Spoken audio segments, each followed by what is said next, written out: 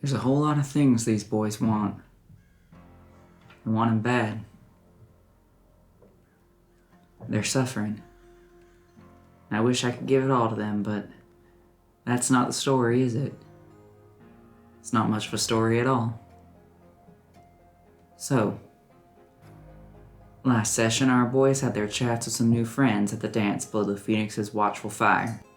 Henry found Umbra, a new Dawn Shepherd, and a researcher who just may be able to help him with his curse, if he's willing to share some information with her. Our boys had their talks with the representatives of Free and Enian, and seems if they want to get on their good sides, they'll have to do some favors for them, or convince those guardians they're worth listening to. Things are a little more complicated with Phoenix Island. Rowan Sterling is about to officially gain the title of Commander-in-Chief, alongside long-standing Commander-in-Chief Taryn Yvain. They plan to send out the new Dawn Shepherds on their new journeys, seeking ley lines and connecting islands. But for all their open arms and mission statements, it seems someone's preventing newcomers to move in. There was dancing too, but our boys left that ball early. They had a meeting to attend. Rowan Sterling showed up at 5 a.m. sharp. Spoke with Virgil. That boy's got a big decision to make. Try to make amends with Yvain and his past as a Dawn Shepherd, or leave this island forever. Never see Mr. Sterling again. Guess we'll just have to wait and see what he says. Rowan leaves quickly through the dim morning with his hood up. You're all left alone for a bit. This look you're giving me, Corey. You're all left alone for a bit in one of the dining rooms, meeting rooms of Henry's place before one of the staff comes in with a teapot and a coffee pot on a tray, looks around, and silently starts to refill your cups. She kind of eyes you all curiously as she does so, but does not ask any questions, and lingers at the doorway before looking over to Henry. Is there anything else you'll be needing this morning? No, we should be good this morning, thank you. Okay. And your guest is, Well, he's a very busy man. He's got other matters to attend to. Okay. She looks a little disappointed, and walks out the door, closes it behind her. You have a day ahead of you to do with as you will. You know, today, some of the festivities from the parties, the street festival the night before, will be continuing a little bit into the morning, as many people do not really go to bed. But this is more of a day where people will tend to relax and clean up. You know that today, the Dawn Shepherds program is officially going to begin, and Rowan Sterling is officially going to become Commander-in-Chief, but the celebration, any ceremony around that happened yesterday. So from now on, that will be more of a quiet internal affair that you can feel free to join if you're someone like Kian or Henry, or stay away from as you wish. Kian will drop his disguise, and first thing that he does is look to Virgil. How is Virgil looking right now? He looks, I think the best word I can think of is shaken. He has learned some things that he did not want to hear and is noticeably having trouble processing them. If I may, Virgil, did that go worse or better than you were anticipating? I think a little of both. That is a very fair assessment. I'm sorry this was so early this morning. I know a couple of you were out very late. I apologize. It happens. I think that, are you doing alright? No. No, I'm not.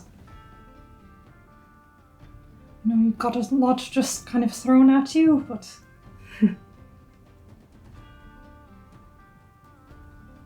Are you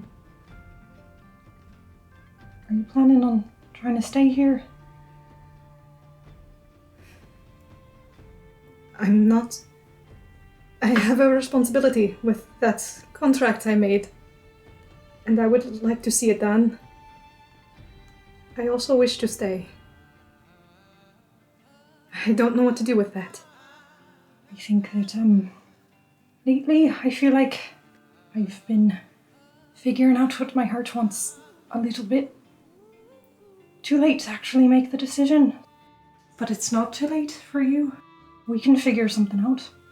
And again, you don't have to choose right this moment. It is rather soon after all of this was just presented to you. Be best to take some time to process everything rather than go on the first whim that crosses your mind in the moment.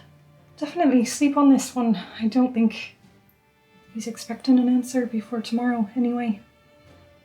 One night's sleep. One night. Is there... I don't know, I'm keeping you all from sleep. Virgil, for your records, I slept perfectly fine. We came home together last night. I can deal with a sleepless night once in a while. It's not Ox's first night without sleep. Right, Ox? That I do know. And it won't be the last. Reassuring. I'm an insomniac. I've never slept a night in my life. And, I mean, for all we know, it's not like Ox would have slept the whole night anyways, even if he hadn't come back really late. Sorry, Ox. But that being said, perhaps we shouldn't do anything too intensive today. In a way, I think it depends on which you would prefer. Would you rather have an environment in which you can ponder and mull things over, or would you like to have your mind taken off of it? What exactly are you offering? I mean, which do you prefer? What do you think I'm offering? That's what I want to know!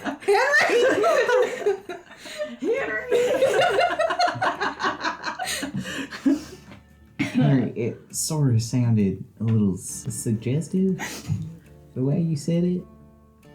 I am not so oblivious to reading a room as to understand that this would be a very inappropriate time to suggest a sexual encounter. Virgil just sits down. It's not sexual. Oh, is it too late to run after Rowan?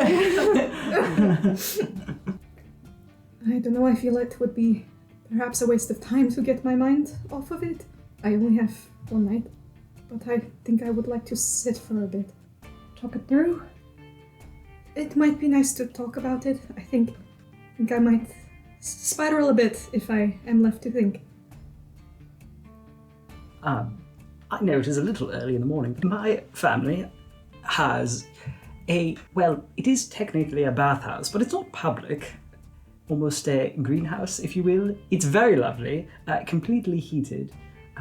Warm water might be relaxing and also assist with the contemplating nature. Might be more fun at the very least than just sitting around on couches. That actually sounds very nice. Excellent, so should we go right over or perhaps enjoy tea and coffee first and then we can head over there, or we could bring it with us, really. It makes no difference to me. Virgil just pours a cup of black coffee, drops a single sugar cube in, and stands. Right, let's go then. I'll lead the way. So, Henry leads the other boys through the grounds, mostly through the interior corridors of the house mansion. It's really more of a mansion, to where there is a surprisingly lush indoor area that's full of rather exotic plants. They're not all from Dawning, they're clearly from a more tropical environment that requires a higher temperature, which is excellent for these plants because the inside of this particular enclosed greenhouse with its big glass ceilings that you can see straight through, it's quite warm and humid in there thanks to a spring-fed bath that is carved out of the center of the area, lined entirely with a natural stone and with fresh water pouring in constantly, so you get a nice background sound. Before the boys have entered into the bathhouse, there is something of a retaining area with cubbies and spaces for people to put their belongings. Henry turns to the others.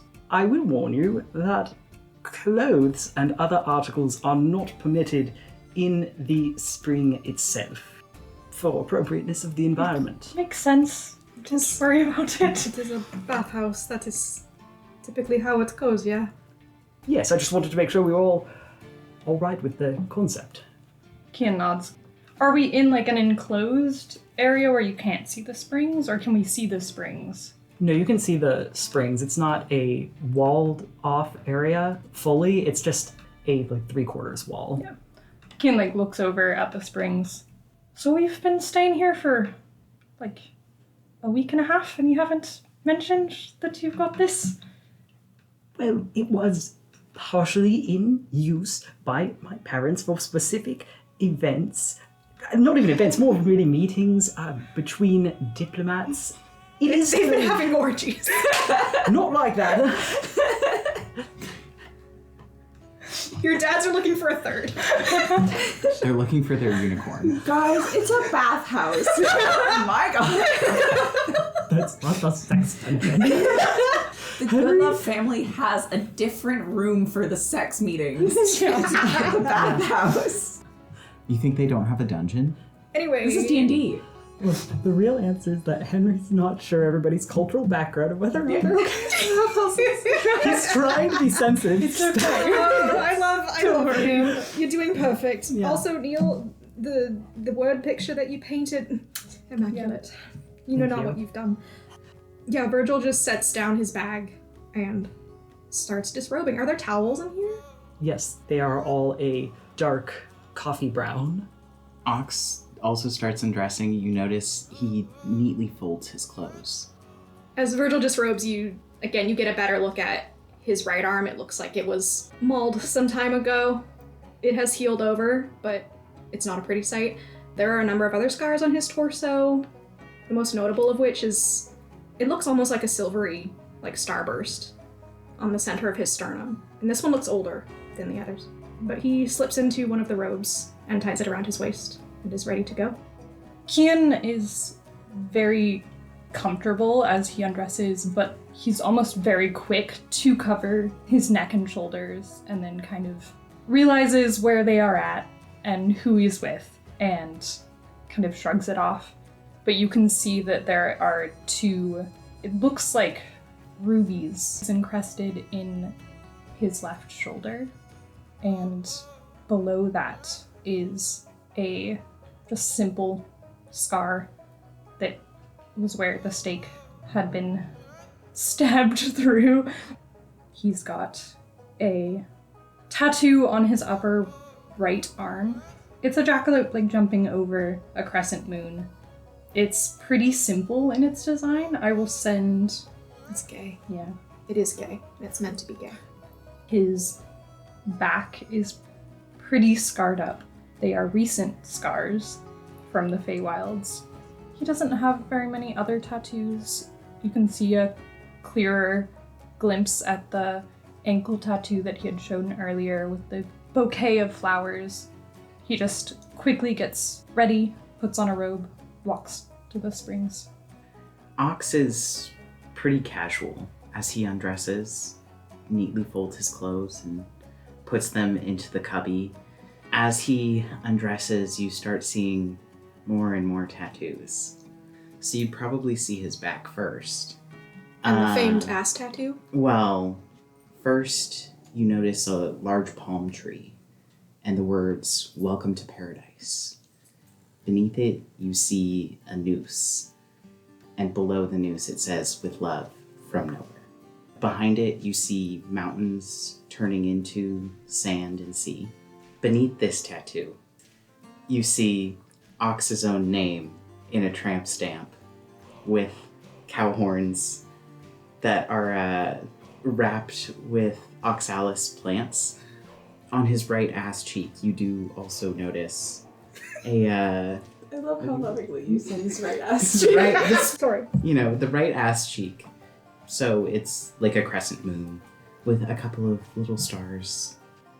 As he turns around, you can see the huge snake all across his chest.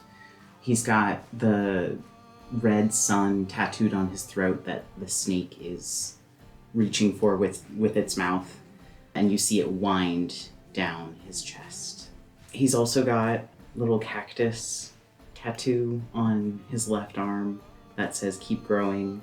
And on his right thigh, he's got his little egg and frying pan tattoo, as well as a few others. You've seen the ones on his hands.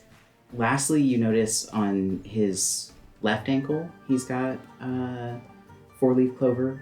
It looks like a shitty stick and poke. Like a really shitty stick and poke. And then 777 on his right heel, close to the bottom of his foot. That's all of the ones that you can see. Where else could tattoos be hiding? Oh my god, you're nude. That's a really good question.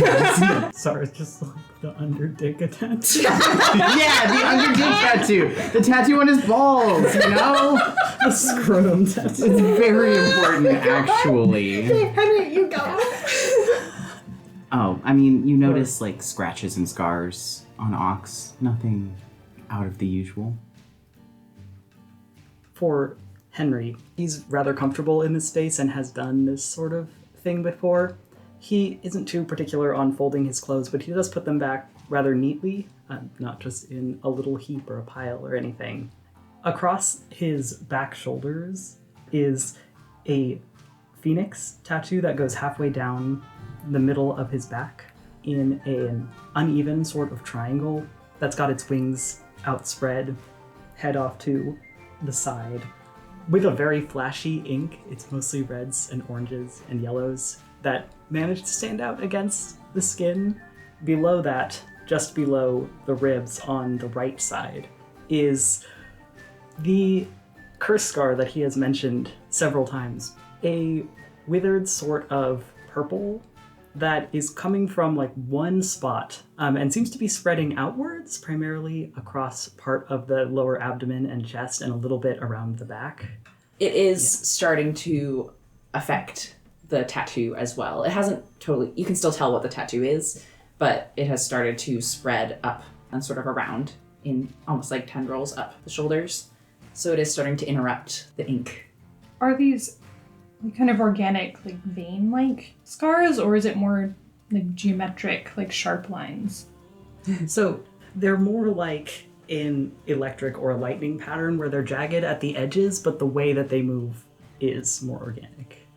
And after he has fully disrobed, he doesn't choose a robe. He just chooses a regular towel to wrap around the lower half, as he's not wearing it for very long, considering that he immediately goes and gets directly into the springs. And finally, I have an opportunity to say the thing that I've been wanting to say for a long while.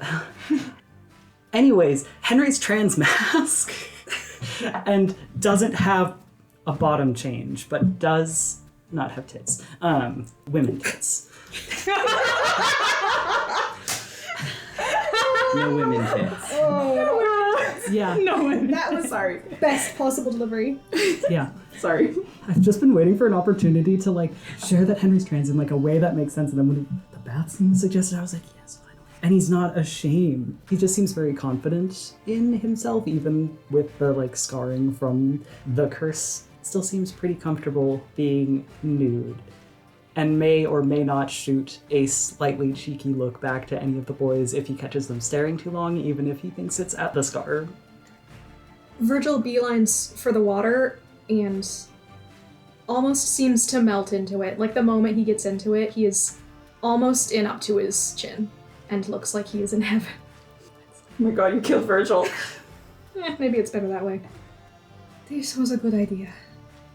Yeah, I think Ox gets in last. He's slow to get into the water. He, I assume, can see the bottom. Yes, it's clear. There's some steam that's hanging out around the edges, but it's not intense. At first, he looks a little hesitant, but he does eventually get in and sort of follow Virgil's suit and sink down and start to relax. Marigold just floats on the little surface. Are pigeons very buoyant? So please describe Marigold's tattoos, scars, Yeah. curse marks, Because etc. Marigold is naked now. Yeah. Did she remove all of her feathers? Yeah. Yeah, she took them all up. No. No, she's just floating like a little duck. Oh yeah, has Delilah joined? She does not join in the actual water. She's got her little feet dangling and her nose like this. So I take it you're relaxed, at least to some degree, Virgil? Better than before. Yeah. Thank you.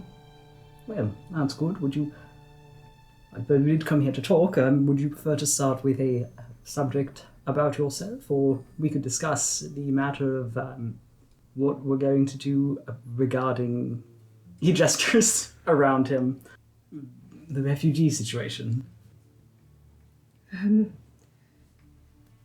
Well, what all was required? You all spoke to the representatives at the ball, yes? What do we need for Donning and Freya, and was it an Ian? I apologize, I'm a bit scattered. I don't know if we're actually going to do something for all of them, but kind of have to figure out what we want to decide. Donning would be better to keep everyone all here, but perhaps the least clear option of what the Phoenix might want. Was the Phoenix not in the vein? They didn't want anything. Well, I'm actually not sure. What did they say?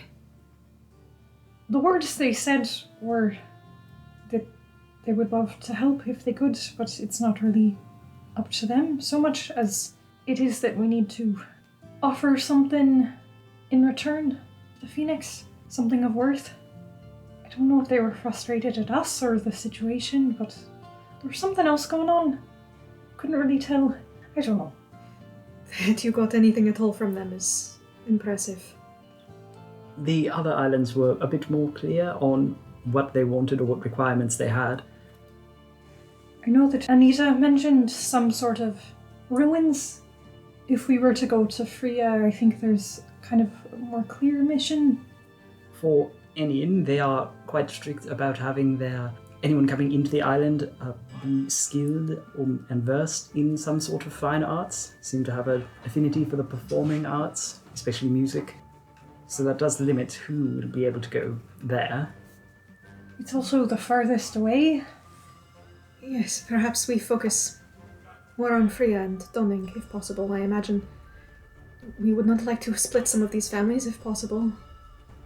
So if we are able to find something of worth to the Phoenix, that may be the best bet. Though I am curious as to what could be so valuable to the Guardian of Dawning, of the Phoenix Isle as a whole. It's definitely, I think, what most people in Enosh would prefer. I don't want to speak for them, but it would keep everyone together. It seems like we might have an easier time with Freya. Well, I think it also depends on how fast we can get something of worth. If it's going to take a long time, it might be more difficult. It's going to take a while to get to Freya, too. Are there any ruins that have been successful for scavenging, or like any rumors of treasures out there in the ocean? Around Freya, specifically. No, around Donning. Around Donning. 20, huh? Around Donning, around the Phoenix Island. Oh yeah, it would be the Phoenix Island. Okay. Phoenix Island used to be known as a place that was surrounded by oceans that were full of ruins. They were known to be quite dangerous, but also full of ancient texts and tech that, though not necessarily inherently useful or obvious in what their purpose was of extreme interest to a lot of people, especially historians. But the Phoenix Island also started out a lot smaller, and in the first 100 years or so of its establishment grew rapidly as the Phoenix itself gained power and they were able to protect more of the land. So at this point, it is not known to be surrounded by the ancient ruins, and they have, now that they are taken in by the Guardian, been pretty much fully excavated and emptied out. Daddy, the place that Ox wants to visit, that he knows of, it's sort of between Phoenix Island and Enion, isn't it? Between Phoenix Island and Freya. Oh, okay, yeah. So it's like southwest of the Phoenix Island. We may have to do some research or digging around. See if anyone knows of something we could go hunting after. Something of value. I may have someone we could speak to. A researcher by the name of Umbra. she is heading a research project with the Dawn Shepherds at Current. I know they're not one you want to be associated with, but my affiliation with her is not through the Dawn Shepherds. We agreed to exchange knowledge, and we might be able to ask her what the Phoenix would like as some kind of gift for refugees. It's a place to start. I also never asked if Rasul could take anyone in. It's a lot further away, but probably an option. The least it wouldn't hurt to ask. It is a good last resort.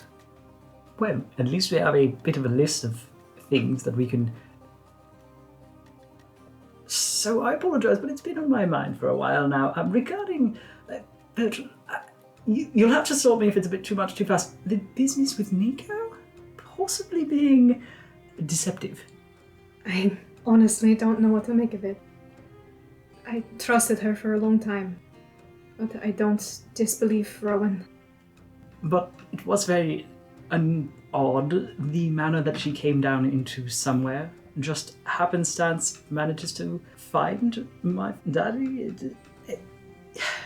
And that she didn't want to reveal her full name was also unusual.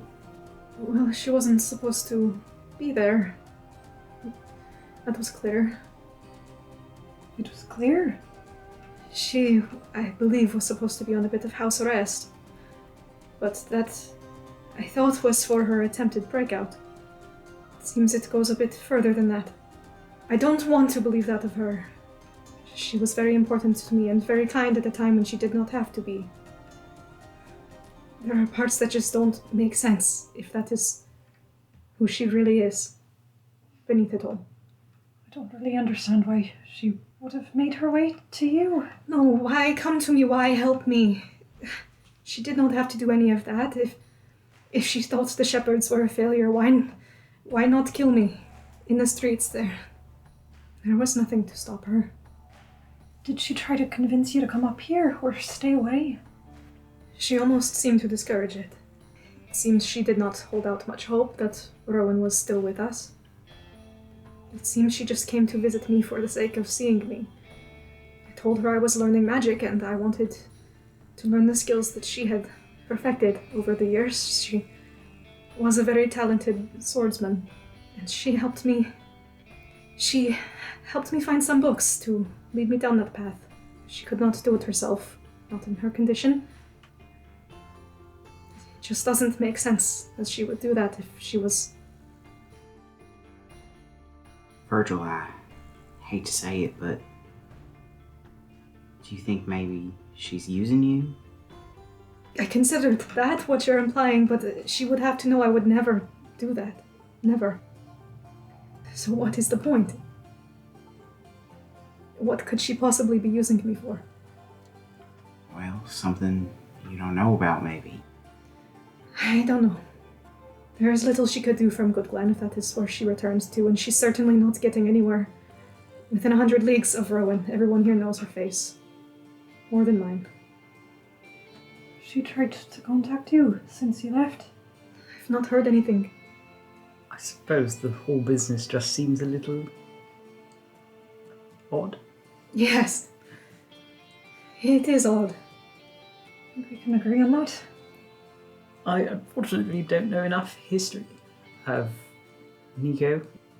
Sure, there's much we could do about it now, but it might be something to keep an ear open for. There are a lot of things I don't really understand from all of this morning. If I can clear any of it up for you, I will try. Most of it. Why don't we start with the jewelry bit? Forgive me, but I did notice the... how do I want to put it? The gestures? And Henry gestures to the center of his chest, similar to where Rowan seemed to have a necklace of sorts. It used to be an earring, like the one I wear. We exchanged them some time back. The earrings are a bit of an involved story, but if you want the proper context, I can offer that. I think that we're at that place now. suppose there is no one here to stop me. Well, as you know, it's not something that should be shared. A classified state secret, I suppose, but you all deserve to know. He reaches up and takes off the earring and holds it in his palm before him. Sort of rolls it between his fingers. The earrings, the crystals, and the scar, actually, and he holds a hand over his sternum. They are both marks of the Shepherd's Trial, the process that made us and gave us our unique abilities. As I understand it, the Shepherd's program was a study in discovering latent powers by accessing the deepest parts of oneself. And, well, we were dabbling in matters of the soul.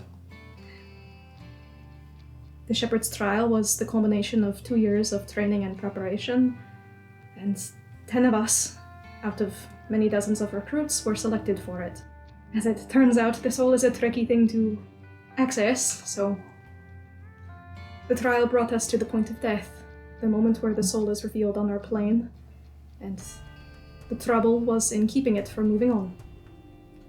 Those of us that were successful each produced a crystal like the one I wear and the one Rowan wears. They are the source of our power, and they also grant us immunity to the corruption of the oceans, among a few other things. It is the reason we were able to spend so much time in the field without fear of losing ourselves. It is a valuable thing to have in this world, but it was not without its risks. 10 of us went into the trial, but only 7 shepherds came out of it. The crystals were fashioned into earrings for us to wear as marks of our station. And at one point or another, we saw fit to exchange them. I don't fully understand what they are. I don't think anyone does. This was all new territory, at least it was at the time. But I was told, and I believe them to be manifestations of the soul, or at least the magic that builds them. As to what it truly is and what it can do, I'm discovering that more and more every day. Did you ask earlier, when you had time alone with Rowan, if he was trying to contact you through? I didn't get a chance to. I want to ask him tomorrow, and I don't know if he has noticed anything similar. I don't know. Sorry. But I think we kind of need to know this. When Rowan was talking about it earlier, he sort of mentioned that Nico tried to get rid of her failures. Did she come up with this? She was our commander. She trained us, both as recruits and as shepherds, when we passed the trial. I mean, we were her responsibility and a source of pride, I assume. She was responsible for us, and therefore for our successes and our failures. It was Nevain's creation, and I don't know, I find it hard to believe that they did not know everything that went into it. But there have been no shepherds before us, as far as I know. And Nico is the commander of this program, and even though you're saying that Tia Nevain had a hand in its creation, is it possible that Nico also initiated this process? You said she is also versed in magic. What kind? She specializes in, I don't know what to call it. She used the term blade singing, I believe. It is a sort of battle art. I don't know that she knows anything about this sort of alchemy. There was a cordial that we drank beforehand. It was not pleasant. I don't know. I don't know, Henry. She could be. But the program was of Nevain's making. I don't necessarily mean to accuse. I'm simply curious if it's possible that Nico saying the word failure in this situation extends to beyond just yourself or just Rowan, but the program as a whole. If I'm remembering correctly, they were rather completely disbanded, at least as far as the extra natural abilities aspect of the program, following we'll just say an unfortunate series of events. Yes, let's call it that. She seemed not to know the contents of the trial afterwards, but if she is this good of an actor, perhaps she was pretending then too. It is entirely possible that you're not just yourself, but both Rowan and Nico are innocent parties in this, and that there is someone above them as the grand manipulator. But again, I don't want to just stand and make accusations. This is all entirely theoretical, trying to perhaps understand to some degree what's going on. I had some suspicions based on what Rowan was saying, but I did not realize that there was such a significant matter involved.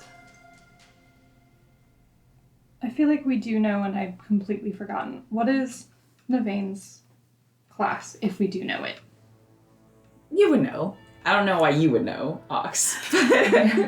But, Just Just has a filled him palm in. tree. yeah, they're a druid. Okay, yeah.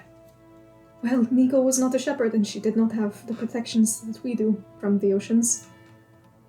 It may have caught up to her when they were fleeing the island. Perhaps she lost herself.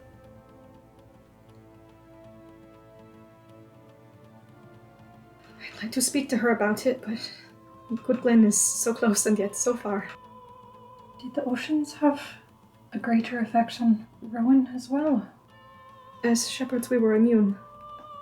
He never seemed to show the signs of being corrupted by the oceans. It seemed more a personal struggle.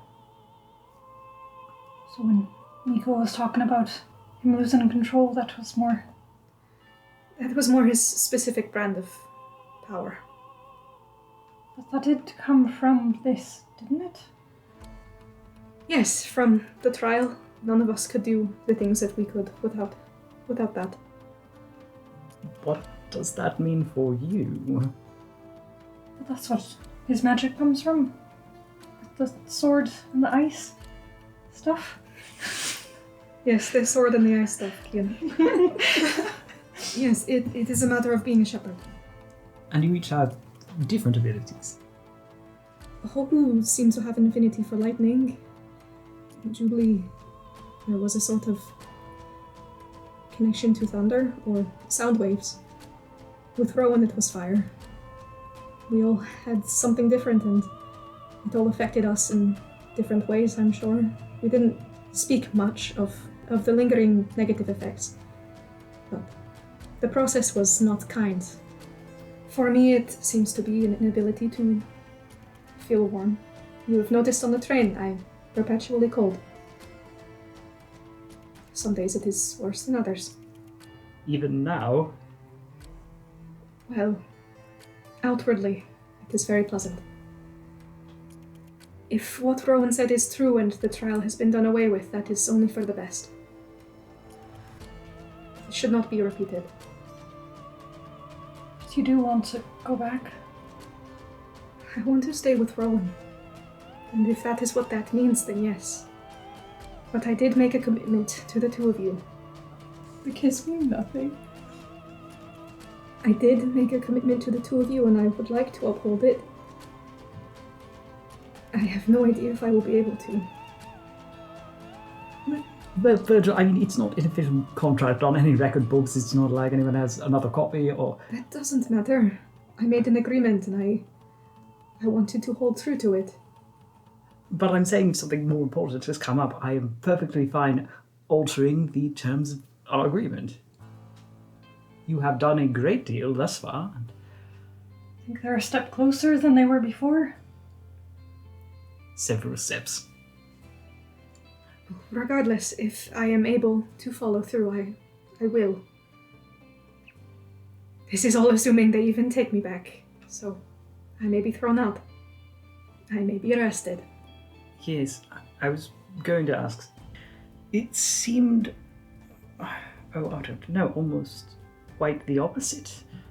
of how I view Magdala, where I'd hoped that she would move on and become a different person, and she has. But the way in which you and Rowan were speaking to and about each other almost seemed like you were... Well, it didn't just seem like it, but I got the idea that you were looking for a person who perhaps does not exist anymore. Of course, it has been 2 years. I am a different person. But he kept the crystal. And he wants me to stay. So, he is not entirely changed. I was a little concerned for a moment, is all. How do you mean? I just couldn't help but notice that you had asserted your worldview on your compatriots that have passed in combat, insisting that they felt the same as you and that perhaps Rowan should feel the same way. It was, I can't exactly tell you why it stuck so particularly in my mind, but assuming that what you want is what all the other Dawn Shepherds... Oh, goodness. I may have already shot myself in the foot. Might as well just go through with the whole thing. I am concerned that perhaps you've not dug into this matter as much as you would have liked to. Where do you suggest I dig? It's all Dawn Shepherd related, of course. And, you know, this is a business with Rowan, Dawn Shepherd. They're all very... Just say it, Henry. Where should I dig into it? I know it seems very simplistic in the grand scheme of things, and perhaps I'm not even really one be qualified to be giving any sort of advice, and really just making observations here. It's the degree to which you understand that the dynamic of your relationship has changed. Fox Key, and perhaps you could back me up here, maybe even make my words make a little bit more sense. I might be... Keen kind of winces. Sometimes you'd rather hold on to a relationship than dig into that kind of stuff. I am under no illusions that things will simply return to the way they were. We can't do that. We are so far beyond that. It is unrealistic. But there is still something there. Perhaps it is foolish. But I am not willing to let that go just yet. Or at least not so easily. You'll have to stop me if I've been grossly misreading, but are you okay if he doesn't have to be romantically, but are you okay if Rowan doesn't love you anymore?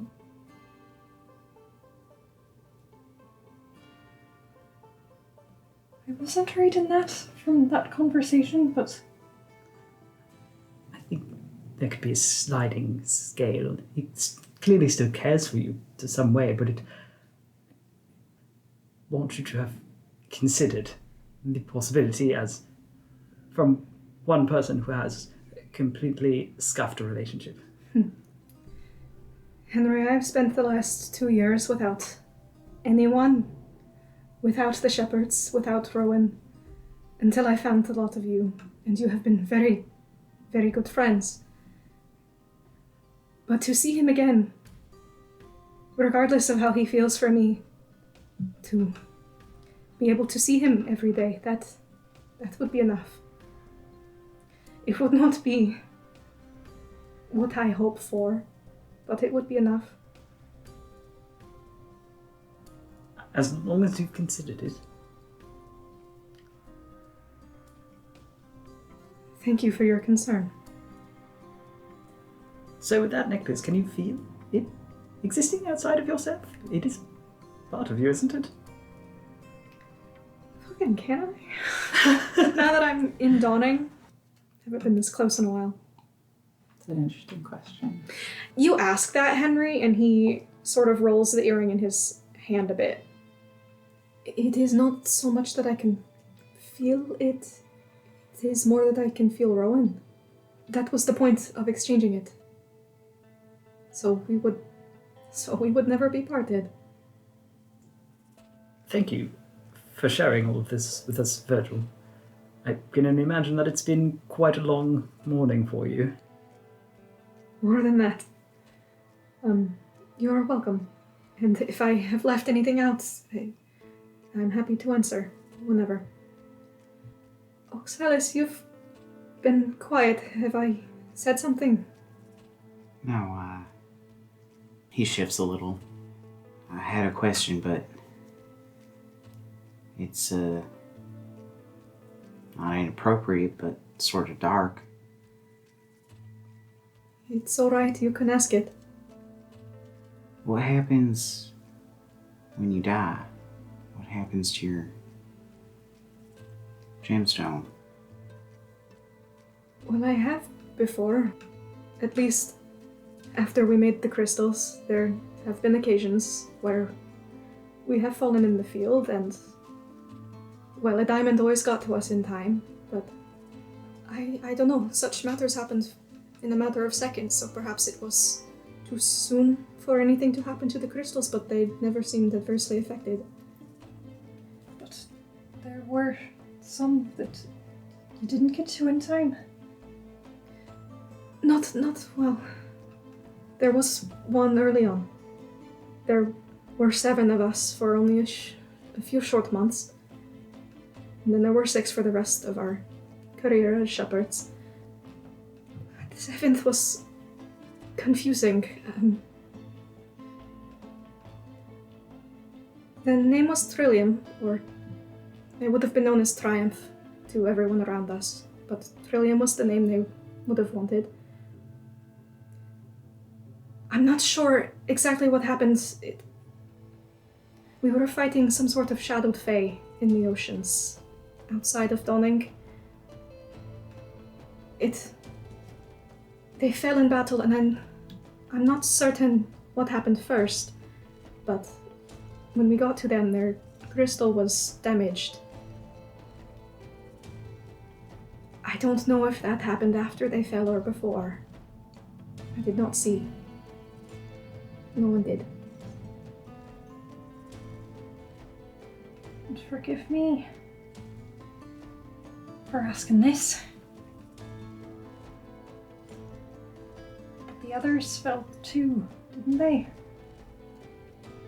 They did, but I did not see what became of them or their crystals.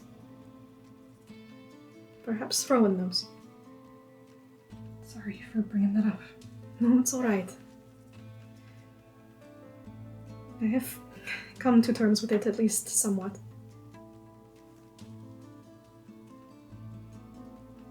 He puts the earring back on. Kian is looking around everywhere but Virgil after that. Just scanning. You can see, like, he's grasping for something else to say. And I think his gaze falls on Henry. So is that the curse scar? Let's change to something lighter. Let's talk about something else. Let's talk about Henry's deadly curse instead. I don't like the mood. Henry's gonna die. That'll lighten everybody's mood. Yeah. Wait. Well, we'll take that to heart. Be careful.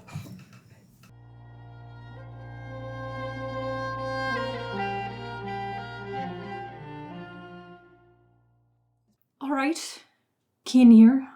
We've heard there might be some folks listening to our tale and wanted to take the time to thank you all for sharing our journey.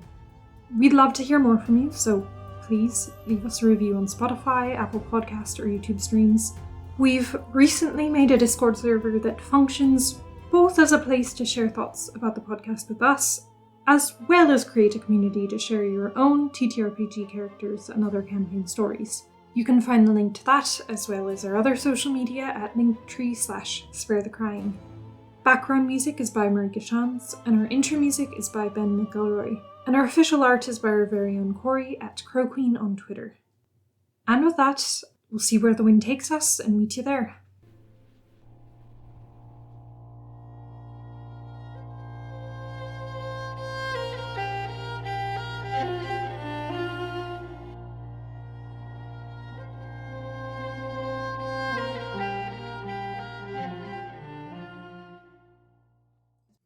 just really fast. I'm not going to interrupt this. Yeah. But Corey, can you roll an intelligence check for me, please? Oh God.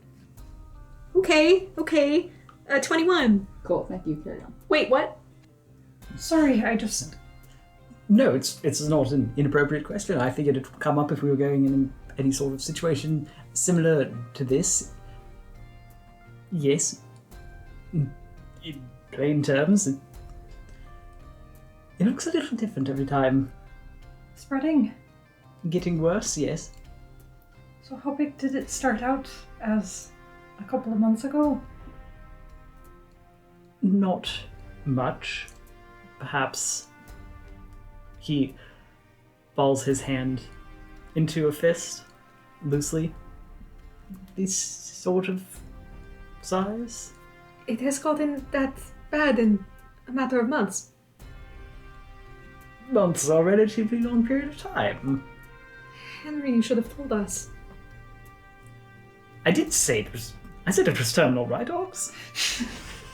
Yeah, but you never really mentioned how bad it was. Well, I don't have a specific timeline. You said it was slow moving. This does not. I don't mean to alarm you, but it does not seem as slow as you mentioned. Daddy, is Henry's hand still fucked up? Yes. But that's a different curse. Has Kim been explained that at all? Oh, Yeah. You don't wear gloves all the time, like Yeah. our friend over here. he wears sexy little archer gloves, and you can see part of the hand through that because they're Yeah. slutty. Never mind. Never mind. Has that one gotten any worse, or is that static? It's the same. Yeah. Okay. Did you get any further in figuring that out? That's what I'm going to be speaking to Umbra about. Okay. You're all much more concerned for this curse than I am. Well, it's just quite a bit bigger than I thought it would be. I know things are more complicated by the day, but let's make that a bit more of a priority, yeah? As I said, going to speak with Umbra, we're going to exchange research notes. I've got a lot of experience being out in the ocean, and she seems very interested in that, and she might know people who know something. I think we could help this a bit better if we knew more. I mean, I'm not sure there's too much more to tell necessarily. Was a rather, at least for me, a bit of routine business going about in the forest, and I thought that I was tracking an animal, and it turns out I had entered the lands of a fae who was not particularly fond of me being there and wanted to kill me, and so then I offered up. Well, I suppose we've known each other long enough. I completely bullshitted a story about a ring possessing magical properties to hide the lands for the fae, which it did not do. It was just a completely useless bit of minor cursing on the ring. And I just mean an inconvenient curse. It's something of an interest, I'm sure you've perhaps noticed with a lot of the rings that I carry on my person. Regardless. The point is that it did not do what I said that it would do. And I thought that would give me enough time to actually get out of the lands. And I did come very close. I want that on the records that I came very close to getting away with the entire matter. And I guess as a sort of punishment, they threw a spear at me and it was cursed. And it gave me a long-acting curse. So I don't know, something about watching myself die. Everybody is dying in the long term, so it's fine. Really no different than living normally, just that there's a curse that has to be cured now. Right, can you tell us a bit more about this fae? What did they look like? Sure, they didn't offer a name, but is there anything you have to go off of that we could identify them with? I'm like, I can't find the notes. Which I don't know why I didn't expect the conversation to come up. Well, whatever you say in game is canon, so That's, you can change yeah. it and write down new notes. You've pretty much said everything that you sent me. So you could just make some shit up, or just be like, I don't fucking know. Yeah. Well, unfortunately, it was not a fae I was particularly familiar with that I'd come across before. Really, if I'd known more about them, I would have not entered into their territory, at least not so. As you're thinking about this, Henry, you realize that you don't really remember what the Fae looks like. Like at first, like, oh, it was just one I'm not so familiar with, and you search for the words to describe it, and you cannot recall. I don't actually know what it looks like. What do you mean? I don't. Curse? No, the Fae that did the cursing, I don't remember it. That is interesting. You remember where it happened? Outside of somewhere.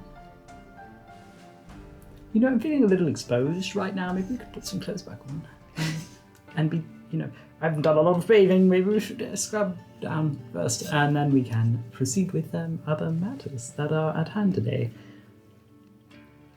Henry has already started to partake in regular bath time activities. Yeah, okay. It's starting to be the actual day out there. Might as well start it. Get stuff done. Do we all get ready? You've noticed the sun has hit, finally, the surface of this rock floor, and it hits exactly where Delilah has flopped down first. Yes. So, as light begins to spill into the bathhouse through the clear ceilings and windows, you all finish cleaning up, and Virgil is now going to retire to his room and do some thinking, because he does have a decision to make. And, Henry doesn't really have any, at least for now, mostly recollecting everything that for the research that he's going to exchange with Umbra. It's not necessarily a today thing. I mean, he could go work on it today, but Ox would like to get in his 5 last forging days. if you want Ox to start doing that today, Yeah. you definitely can. If you are going to a forge, you'll have to find one in Dawning that you can basically rent a space. Mhm. So it will cost you. He's gonna go look for one at least. If you ask one of the staff here, they will happily direct you to the nearest rent-a-forge. You head out to this place that's not super far away from the Goodlove estate itself. It seems they've directed you to the closest one. And when you enter the space, it's hot and there is loud noises, the sort of tinny smell of like smoke and metal, yet somehow it feels more pristine than any forge you have ever seen before. Like well maintained, almost too clean to feel right. And you were asked for 10 gold for your day here. For a single day. Come on. Yeah, I guess Ox is today make an attempt to convince whoever at the forge that the Goodloves have sent him and to build the Goodloves. There's an older dwarf woman who seems to be running the place. She's dressed very plainly for the space with just black clothes and a black apron. She has a ton of piercings just on her ears, silver hoops and like dangling earrings that just completely cover the skin of her ears. She looks you up and down as you enter and asks for the 10 gold. And what do you say? I mean, Ox sees her and first, takes a breath. Not a MILF, that's his worst enemy! This is his worst nightmare. Favorite foe! Ox can't deal with mills. If it helps, she has... Maybe this makes it worse. I don't know how Ox works. But she has a fairly friendly face. You know, she smiles as you enter. She doesn't look scary. Hi. I was sent here by the Goodlove family. I've been hired to commission a piece for Henry Goodlove, and I'm almost done with it, but I need some forging time. So I was sent here. Roll a deception check. 9. She nods, and she's still smiling. You don't really see a change in her demeanor. 10 gold. If I am to bill the good loves, I'm sure they will speak to me after this, and we'll figure things out then. She holds out a hand. Yeah, Ox's ear twitches a little bit, and he will slowly give over 10 gold. That's right. She points to one of the empty workspaces. You can work right over there, full day. Spend as much time here as you wish. All the tools in the back are free to use. Thanks. Appreciate it.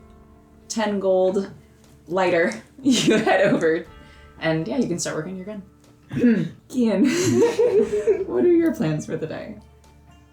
He just, pretty soon after they leave the bathhouse, gives up on the idea of sleep, Fair. gets dressed, sends Marigold ahead to where Kara's staying, and he'll go into Marigold vision. She'll tap her little beak on the window. Yeah, you peer in and see the room you got ready in with Kara. You can only tell from the, like, there's like a slight rise in the blankets on the bed to show that Kara is in there, probably sleeping. As you tap, tap, tap, tap, tap on the window, you see her sort of shift a tiny bit and roll over, but she doesn't get up. Tap, tap, tap. She opens her eyes and looks towards the window with rage on her face that you've never seen before on Kara, that immediately softens as her eyes focus on Marigold. And she pulls off the blankets, gets up. She's wearing like a long white nightdress, opens the window, and steps aside to let Marigold in. You slept in quite a bit. She laughs, closes the window, sits at the edge of the bed. It was a late night. Fair enough. Do you mind company? Are you here, or do you mean you want Marigold to stay? I was gonna come over, but I wanted to make sure that you were awake first. Well, I am now. So it's okay if I come over? Of course. Right, well, I'll be over shortly. And he races on over. You are allowed inside, just like the day before. You are recognizable to the guards here, and led over to Kara's room. When you get there, actually, there is a platter, more tea and coffee and pastries, breakfast foods. Again, similar to when you visited the day before. Seems there's regular room service for Kara here. She's dressed in a much simpler, still blue, like tunic, and her hair is down. She looks a little tired, but is happy to see you. Kian has the disguise on, is wearing fairly normal clothes, the clothes he's been wearing, kind of cycling through. He'll smile, go straight to a seating area. There's definitely a restless energy about him. He looks pretty exhausted, even with the disguise. He's only focused that disguise on his hair. He's not really trying to hide anything else about what he looks like. He'll make himself a plate. So, sorry, just thought, if you wanted to talk now, catch up. I feel like there's a lot we haven't said. Do you want to eat first? She is halfway to bringing a biscuit up to her mouth and sets it back down on her plate. You all right? Just tired. It's been like 8 years. Kind of skirted around that. I understand why you left. I'm not upset with you about it. I mean, I missed you, but you don't have to be nervous. I'm not nervous.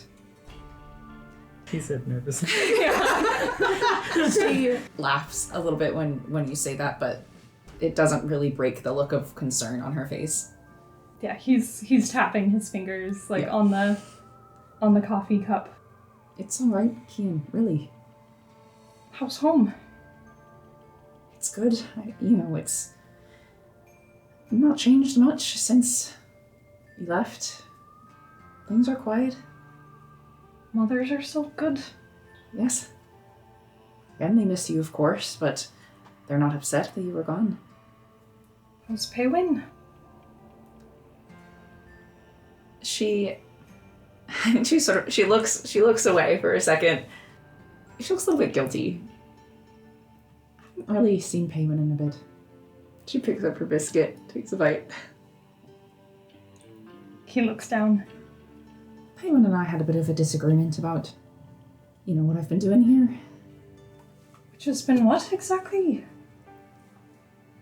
Well, the hope is with all of this that Rusul is maybe going to be a little more accessible to travelers. Trade, things like that. And, well, it's not an easy thing for everyone, or a good thing for everyone. Controversial. Rusul, we've always been able to fend for ourselves pretty decently. She doesn't want that? Or she doesn't want you over here? I think both. He takes another sip. There's just a lot that I feel like I've missed out on. Also certain you were having your own experiences. Kind of half smiles. Had plenty of those. He falls silent for quite a bit. Sips his coffee. When Kian falls quiet, so does she, which isn't unusual for her. She's always been comfortable sitting in silence. It was unexpected seeing you so soon, but maybe I didn't say it in the best way. That you did do a better job raising me than my mothers did. You were the one that had to be there, and they couldn't. But you did a really good job. She smiles. I agree. Kian, what's wrong? It's not for lack of you teaching me or anything that you did. Kian? He drops the disguise. She just stares for a moment. There was a smile on her face that very slowly vanishes. And for Kian to drop the disguise, does anything change besides their hair turning white and losing their little halo? I don't think so. There's just a little bit less vibrancy. Mm-hmm. His eyes, or he's a little bit paler. She doesn't say anything. Got myself into a bit of trouble. Got hurt. Still trying to figure out exactly what that means. If it's what I think it means. Might have. I think I died. Got brought back a little different. She stands up, walks over to you, Kian, reaches up to inspect a strand of your hair. There's a hint of fascination behind the horror in her expression. She shakes her head. You could just tell me what happened. I didn't see it. You didn't tell me something happened to you. When was this? A little less than a year ago. Kian, have you turned on Rusul in some way? Because this shouldn't happen from falling in, a fight. This shouldn't be a result of that. I think the way that it happened. Our guardian should always be with you, Kian. They're your parent. I don't understand. Kind of winces. But I don't think that I should. I don't know if I can help you anymore. Do what I'm supposed to do. Kian, what happened? What were you doing? Kian. Stares at her for a long time. And actually, can you roll a persuasion check for her? What were you doing? Oh, Don't worry. I was with a boy. Just on a nice little date. Natural 20. He gets up, wanders over to the window, opens the blinds a little bit, looks out. And his skin sparkles. Thank you. No. It's embedded with thousands of crushed diamonds. This is the skin of a predator, Bella. I'm not really sure exactly how it works. But have you ever heard of a Dampier? She shakes her head.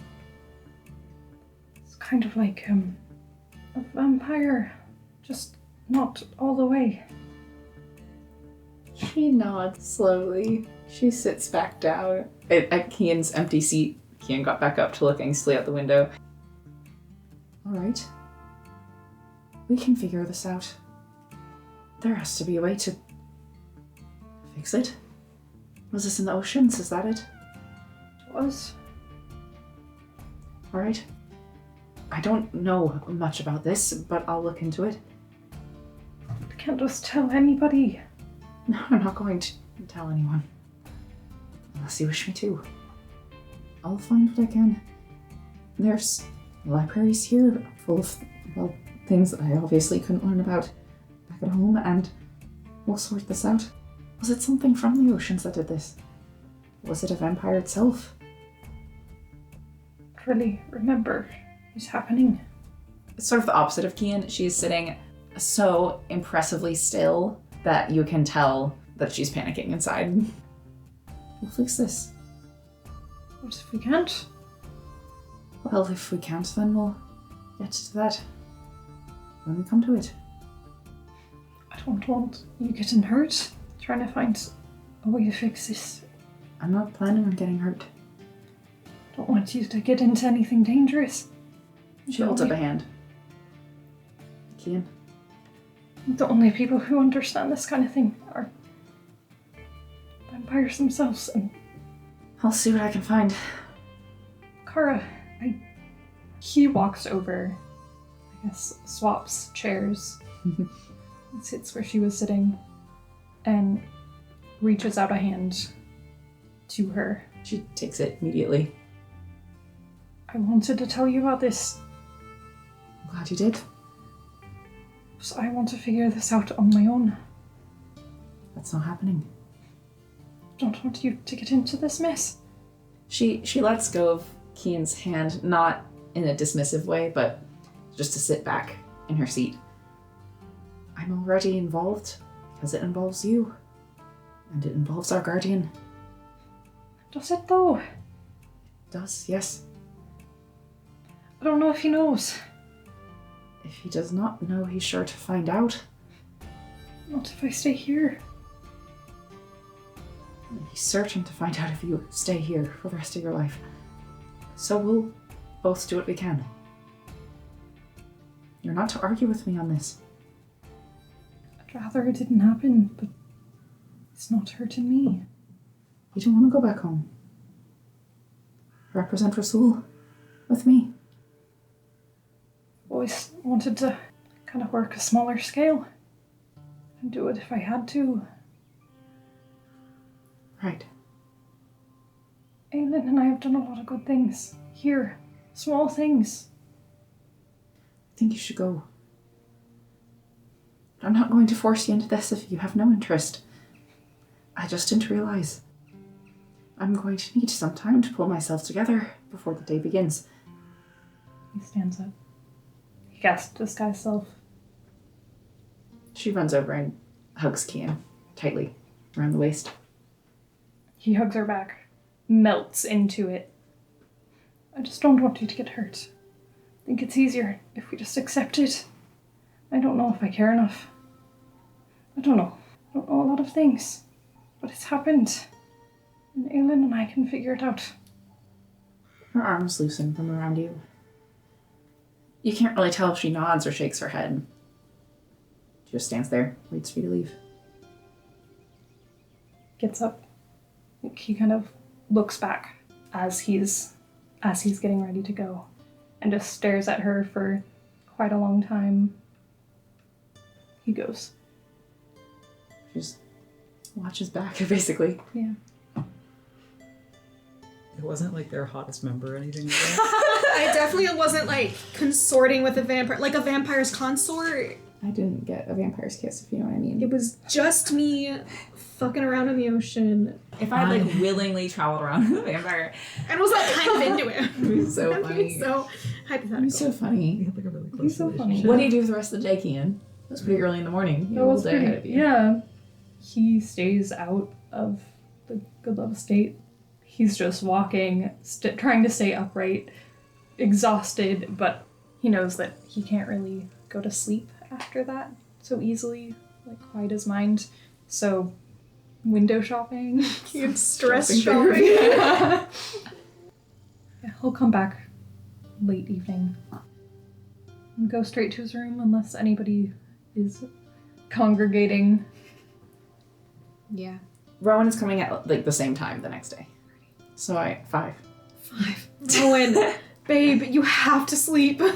Well, apparently he has to talk to you. So you all know a little further ahead of time this time though that you might want to turn in early. Yeah, Virgil finally looks in a mirror and realizes that he's been wearing makeup this whole fucking day and wipes that off. But you didn't clean off the bathhouse?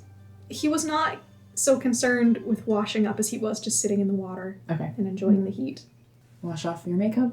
Yeah, just stare a while in the mirror and then go lay awake in bed and make a choice. Are you gonna sleep, elf boy? Please say yes. He sleeps. Okay. For 4 hours? Well, he does his 2 hours down, Right. and then he's usually up for about an hour. It's pretty comfortable here, so I think he's able to easily get another 2 hours. Cool. There is a nice fancy bed here, and it's quiet. Even with Henry in it? Well, Henry doesn't snore. With that, find yourself back the same place you were 24 hours previous in the tastefully lavish sitting room with a plate of pastries and coffee or tea for everyone provided by the staff. You've noticed the staff lingering a little bit longer, and at 5 o'clock sharp, there's a knock at the door. Virgil opens it. Rowan is there. He has washed off the makeup from the ball and has changed from the more fanciful clothes you last saw him in. He is just wearing like a simple black turtleneck shirt, black pants, the same cloak. And Virgil, you answer the door. Yeah, he's wearing his normal traveling clothes without the greaves or the gauntlets. He's taken the gloves off too, and he, out of habit, still has his sword at his right hip. Rowan, there's, a half second where he looks like he's about to step inside, and you can see very obviously his focus fall to the scars on your face that were covered yesterday, thanks to your disguise makeup. And he just freezes.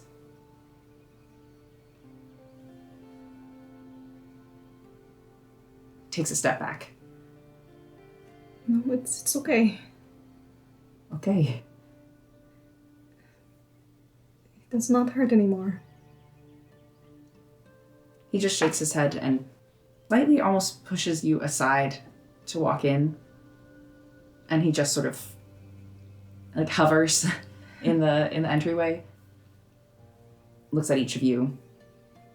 He kind of has the energy of a rabbit that has been cornered. Who has the highest perception here? Yeah, passive perception is 16. Yeah. Ox, you have a ham and cheese scone in your hand. You look down at it for a second because you smell something kind of burning and wonder if perhaps the Goodloves have let their staff serve you over-baked scones, but it looks perfectly good. There's just a smell of smoke in the air. Rowan, I'm not angry with you. I don't want to be angry with you. He sighs. You should be, but all right. I cannot speak for the others, but I'm here now and I forgive you. For whatever that is worth, I forgive you. is not what I came here to discuss. No, it is not, but I think you need to hear it. In any case, does your offer still stand as far as you can make it? You are not planning to stay, are you? I would have some things to ask, if I am to. He looks to the other three. There's just like blatant disbelief on his face. Back to Virgil. You are miserable here. Why would you stay? You're here, aren't you? I wouldn't be completely miserable. I was not then. You know I wasn't. You were. I was not. Were you put up to this? Put up to what? To coming back? His attention turns to you, Kian. He just furrows his brow. I don't know, Nico, someone. Did anyone put you up to this? Were you encouraged to do this? No, no one could force me to do this. Is it so? You have your chance to get out. Is it so far-fetched to believe I would come back for you? He looks to Kian again. What? You can't even look at me? You see him again, look at the scars on your face. He sort of like gestures to them. I'm not going to stop you, but I don't understand why you're doing this. Rowan. He steps forward and reaches for one of Rowan's hands. He steps back. I thought you wanted me here. I did. I do. Can I insight check him? Yeah. A 3. What are you trying to insight? The stutter between I did and I do. He sort of seems like he's struggling to answer the question.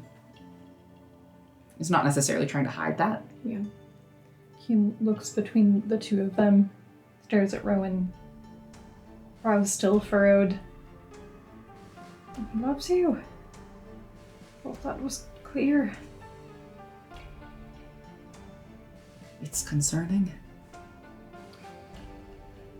Because you lost control. He nods. Just once. Oh, that is a kind way of putting it, but yes. What I'm failing to understand is why you made an offer to him to stay in the first place if you didn't actually want him to go through with that. Well, that is what he wants, not what I want. If you wish to stay, then I am not going to try to stop you. My offer still stands. I just did not expect this to be your decision. That is all. And your reasons for accepting it are concerning to me. That I still care for you. Yes. But, like you said, Mr. Goodlove, I made the offer and I am not trying to take it back. What happened was horrible, but you would never do that of your own volition. I did do it of my own volition, but Not of your own will. You did not. so you'll have me speak to Commander Navain then. I will let them know you are here. I should speak to them myself. I will speak to them first. And to the rest of you, is it alright for me to mention your names, that you were involved in this? That you can back Virgil? If you think that will give him the best chance out of this. Yes, I do. Of course. As long as you state that I'm strictly acting as an entity separate from my parents. He nods. Ox also nods. And if they have me arrested, what then? They won't. You can't promise that. I can. I am Commander-in-Chief as well now. And the others, who are they? There are some you are not familiar with, and the other commanders. You said the trial is not what it was, or that it was gone. Yes. So, is there some other way to gain the abilities you and I have, or have we forsaken that? It is in the works. Then, concerns aside, I would be glad to be your shepherd. He nods once, turns around to go. The door shuts, and maybe 10 seconds pass before Virgil runs after him and takes his hand regardless of whether he steps away. Make a strength, contested strength. Okay. Roll. I'm gonna grab this boy. 21. He tries to pull away, and you hold fast to his hand. You can smell the smoke as well. No one put me up to this. I'm here because I want to be with you. Perhaps that is concerning. I accept that, but I've lost everything and I will not lose you too. Let go. Let go. He does. He just turns around again and keeps walking. You hear the front door, the entrance to Henry's estate, open and close. It's a heavy door. It slams due to its size, not necessarily the strength of the one closing it. You all hear him scream, and the sound of what could be a fist hitting a wall. So, much like last session, we will end things there with Rowan quietly, with his hood up, sneaking away from the Goodlove estate, while the rest of you wait inside. Shit.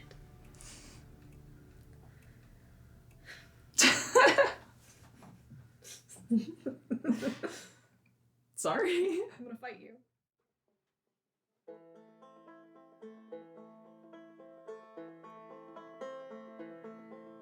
Her eye was on the sparrow. Her mind was on the deaf. But no one cared and no one dared to speak to her of love. Her eyes are always hooded. Her claws are sharp as steel. We teach her not to see too much. Teach her